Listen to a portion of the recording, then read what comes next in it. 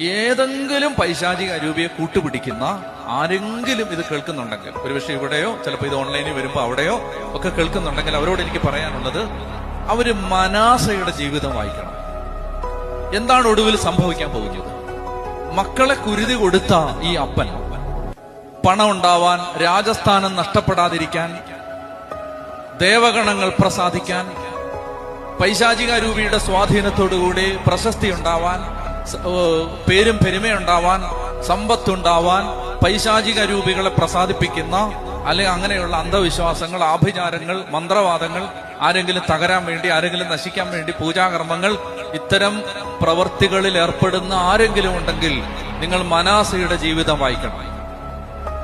മനാസയുടെ ജീവിതം വായിക്കുമ്പോൾ നമുക്ക് മനസ്സിലാവും, സ്വന്തം മക്കളെ കുരുതി കൊടുത്ത് ഒടുവിൽ നാശത്തിലെത്തി ഈ മനുഷ്യൻ തലമുറകളെ കുരുതി കൊടുക്കുന്ന മഹാപാതകത്തിലാണ്.